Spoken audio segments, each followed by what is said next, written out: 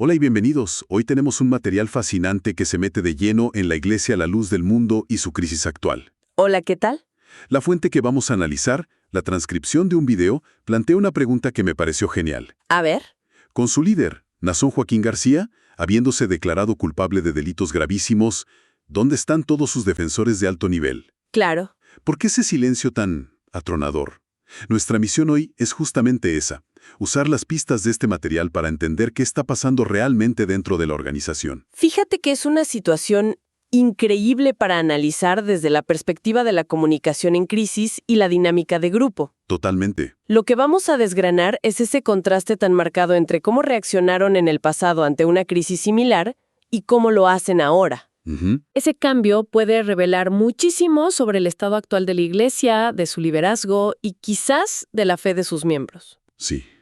Y para que no se nos olvide el contexto, grabamos esto el 16 de diciembre de 2025. Una fecha clave. Es una fecha clave porque justo ayer hubo una audiencia judicial importantísima que le echa más leña al fuego y que, bueno, ya la vamos a comentar. Buenísimo. Pues empecemos por lo más loco de todo esto. Venga. El análisis arranca con un hecho que de entrada ya te deja pensando. De toda la estructura de poder de la Iglesia, ministros, obispos, gente influyente. Toda la jerarquía. Solo una persona ha salido a dar la cara públicamente por Naasón Joaquín. Una sola. Se llama Enoc Sánchez Sigala. Y no la ha hecho de forma discreta, ¿eh? El material lo describe con una pancarta frente a los medios proclamando que Naasón es honorable e inocente. Y justo ahí, cuando crees que la historia va de un defensor solitario, el análisis introduce una capa de complejidad brutal. Sí.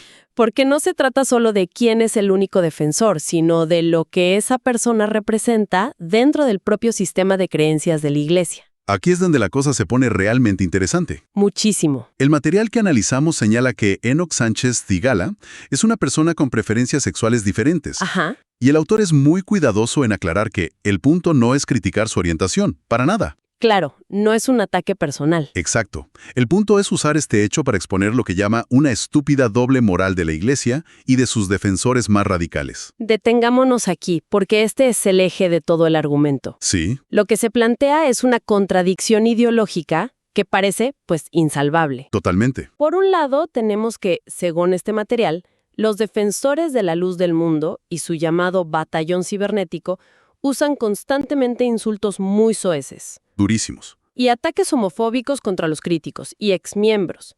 El video de ejemplos concretos, como los apodos denigrantes de asiático cookie o los ataques de otro defensor llamado Israel Ornelas. O sea, es un lenguaje de odio y condena sistemático. Sistemático. Pero, y aquí viene el giro. ¿Qué pasa cuando la persona con esa misma característica que usan para atacar a sus enemigos es uno de los suyos? ¿Qué pasa con Enoc Sánchez? Exacto. El trato es radicalmente opuesto. A él no lo insultan, al contrario. Para nada. Lo celebran, lo llaman gran guerrero, hermano, amigo. El mismo batallón cibernético que ataca a otros lo apoya sin fisuras. Y esto nos lleva al núcleo del argumento que presenta el análisis. A ver. La moral no es un principio fijo. Es un arma que solo se usa contra los enemigos. Claro. Si eres un aliado, las mismas reglas simplemente no aplican. Es una lealtad que está por encima de la doctrina que predican en público. La característica personal no importa. Lo que importa es de qué lado de la trinchera estás. Justo. Si eres crítico, tu orientación es un pecado para atacarte. Si eres defensor, pues es un detalle sin importancia. Un momento. Pero el análisis dice si la comunidad interna es consciente de esta contradicción.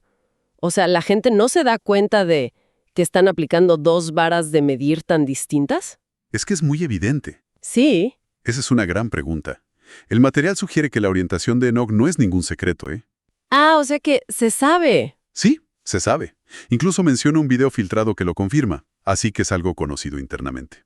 Ya. Lo que pasa, y esto es lo fascinante, es que la lealtad al apóstol parece anular cualquier otra consideración doctrinal. Pasa por encima de todo. El autor del video lanza una pregunta retórica muy potente. Dice, ¿crees que defensores de la Iglesia como Ricardo Páramo Vilkis, conocidos por sus posturas rígidas, se atreverán a decirle a Enoc lo mismo que le dicen a sus críticos? La respuesta es obvia, ¿no? Y la conclusión es un no rotundo. No solo no lo critican, sino que, como dice el texto, lo tienen en hombros como su gran héroe. O sea, la hipocresía como norma. Exacto. Este silencio de la jerarquía es desconcertante, ¿verdad? Muchísimo. Pero lo que lo hace aún más llamativo, según el análisis que tenemos, es que no siempre fue así. ¿Ah, no?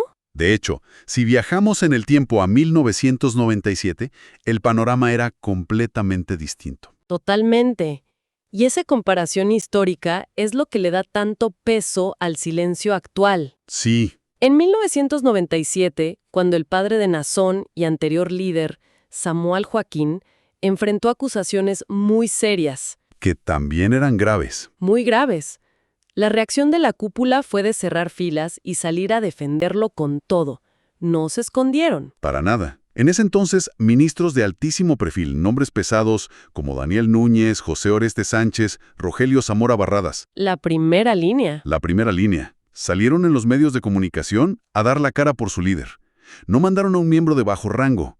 Fueron ellos. Y lo más fuerte de todo ¿Qué? es que el material presenta una prueba documental. Una carta fechada el 22 de mayo de 1997, donde el propio Samuel Joaquín les escribe a estos ministros para agradecerles explícitamente por haber dado la cara. ¡Wow! O sea que existe una prueba por escrito. El padre les agradece por defenderlo. Exacto.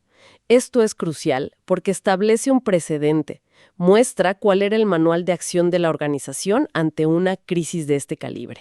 Claro, la pregunta obvia que se desprende de esto es, ¿qué diablos ha cambiado? Porque ahora no. ¿Por qué los líderes actuales, algunos de los cuales son los mismos de aquella época, como el obispo Daniel Núñez, hoy guardan un silencio sepulcral?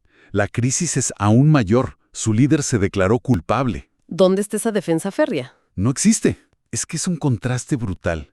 El análisis juega con una imagen muy potente. A ver. Dice que Naasón Joaquín, desde la cárcel, no podrá escribir una carta como la de su padre. No, claro que no. No puede agradecerle a sus obispos por la defensa pública, porque no la ha habido. La única carta que podría escribir sería para Enoc Sánchez. Diciendo, gracias fuiste el único. Exacto. Gracias, fuiste el único que dio la cara por mí en público. Imagínate eso. Y como veremos más adelante, agradecerle a Enoc Sánchez sería aún más complicado porque su estatus dentro de la iglesia ni siquiera es el de un miembro activo. ¿Cierto? Esto significa que la defensa institucional, la que viene de la jerarquía, la oficial, es simplemente inexistente. No está. Y esa ausencia, comparada con el ruido que hicieron en 1997, es lo que el material interpreta como un silencio ensordecedor y muy revelador. Claro. Entonces la gran pregunta es, ¿por qué? ¿Por qué este silencio? Exacto. El material no se queda solo en señalarlo, sino que propone una teoría que, la verdad, tiene bastante lógica. A ver, ¿cuál es la hipótesis? La hipótesis es simple y llanamente: la vergüenza. Vergüenza. El análisis argumenta que los ministros y obispos de hoy saben perfectamente que el mundo ha cambiado. Saben que si salen a un programa de televisión a decir que su líder es inocente, te duro. ¿Ah, sí? Dice que incluso los youtubers y defensores más apasionados de LLDM en redes sociales no se atreven a salir a la calle con pancartas que digan lo que realmente creen. Por ejemplo, una creencia que ministros como Gerardo Ortiz han declarado es que Naasón es Jesucristo hombre. Cierto. ¿Por qué no salen a defender esa idea en la plaza pública? La conclusión que ofrece el video es demoledora, porque en el fondo se avergüenzan de su propia fe cuando ésta tiene que pasar el filtro del mundo real. Y lo que refuerza muchísimo esta teoría de la vergüenza o del silencio estratégico es la información más reciente que nos llegó, la de la audiencia de ayer. Ah, claro. Porque los hechos siguen complicando el panorama para la familia Joaquín. Sí, la noticia de último minuto que mencionabas al principio. ¿Qué pasó exactamente? Pues que a Eva García, la madre de Naasón Joaquín, se le negó la fianza. Debe permanecer en prisión. Vaya. El detalle que destaca el material es que el argumento de la defensa fue, y lo cito, torpe. ¿Torpe por qué? Alegaron que había sido diagnosticada con Alzheimer en 2023, quizás buscando generar compasión. Y no funcionó. Para nada. La jueza consideró que los argumentos de la fiscalía sobre el riesgo de fuga y la gravedad de los cargos eran mucho más sólidos. Me entiendo. Así que dictaminó que se queda en prisión. Además, ya hay fecha para la siguiente audiencia, 12 de marzo de 2026. O sea, esto sigue. Y cada uno de estos reveses judiciales es un clavo más en el ataúd de la narrativa de inocencia. hace que una defensa pública sea cada vez más difícil, más insostenible. Claro. Con este panorama se entiende perfectamente el silencio calculado de la cúpula. No quieren que su imagen quede pegada a un caso que solo acumula derrotas legales. Tiene todo el sentido. Con todo este lío legal, se entiende que la cúpula no quiera ni asomar la cabeza. Exacto. Pero eso hace todavía más extraño que haya una persona que sí lo esté haciendo. Y eso nos lleva de vuelta a Enoch Sánchez. Justo. Porque ¿quién es este tipo exactamente? ¿Es un portavoz no oficial? ¿Un miembro ejemplar? El análisis también se mete en eso. Y resulta que su situación es igual de compleja. Es una pieza clave para entender toda la dinámica. No es tan simple como decir un fiel lo está defendiendo. Para nada. El material subraya que Enoch está, y esta es la palabra que usan, retirado de la iglesia. Retirado. ¿Qué significa eso? No es un miembro activo en plena comunión. El autor del video hace un esfuerzo por distinguir entre ser retirado y ser ex-LLDM. Ah, hay una diferencia. Sí. Desde su perspectiva, un ex-LLDM es alguien que ya ha roto por completo, que reconoce que la iglesia es una secta y que su líder es un falso apóstol. Ya, la ruptura total. Como Enoch no ha hecho nada de eso, y al contrario, defiende al líder, no es un ex, es un retirado, alguien que está en los márgenes. Y esa posición ambigua, ese estar en el limbo, es estratégicamente muy conveniente para la organización. ¿Conveniente cómo? Le da a la cúpula una salida perfecta, una forma de lavarse las manos. Ah, claro. Si en algún momento Enoch dice o hace algo que se vuelve problemático, si su defensa se vuelve incómoda, la jerarquía siempre puede decir, no, él está retirado, no representa la postura oficial de la iglesia, Le permite a la iglesia beneficiarse de su defensa. sin tener que asumir ninguna responsabilidad por ella. Es una defensa por delegación con negación plausible. Exacto. Es como tener un defensor fantasma. El análisis también se pregunta qué motiva a Enoch. Sus motivaciones. ¿Lo hace por un deseo genuino de llamar la atención? ¿O de verdad cree ciegamente en la inocencia de Nazón? No llega a una conclusión, pero sí afirma algo importante. ¿El qué? Sea cual sea su motivación, este hombre tiene el valor que los ministros de alto rango no tienen. El valor de pararse frente a las cámaras. Sí, y defender su fe en público. Aunque esa fe, y este es el punto que el material recalca una y otra vez, sea en un delincuente confeso. Cierto. Y esa es la gran paradoja. El acto, en sí mismo, es de una valentía que sus líderes no demuestran. Sí. Pero está al servicio de una causa que desde cualquier punto de vista legal y externo parece indefendible. Ujú. Y el hecho de que el único portador de esa valentía sea una figura marginal, retirada, nos dice mucho sobre quién está dispuesto a pagar el costo social de esa defensa pública hoy en día. Bueno, vamos a recapitular porque hemos tocado muchos puntos. Sí, pongamos todo en orden. Tenemos una defensa pública que recae en una figura solitaria, con un estatus ambiguo dentro de la iglesia. Ujú. Hemos visto una aparente doble moral, donde los principios se aplican según convenga. Clarísimo. Y hemos contrastado el silencio absoluto de la jerarquía actual con la defensa a capa y espada del pasado. Exacto. Todo esto mientras la situación legal de la familia del líder se sigue complicando día a día. Exacto. Profunda. Muy profunda. Cuya cara pública más visible en su defensa es la de una persona que, irónicamente, bajo otras circunstancias y aplicando su propia doctrina reportada, la misma organización podría marginar o condenar. ¡Qué paradoja! Y esto abre preguntas enormes sobre la coherencia, la estrategia y la moral interna de este grupo en su momento más difícil. La defensa oficial es el silencio.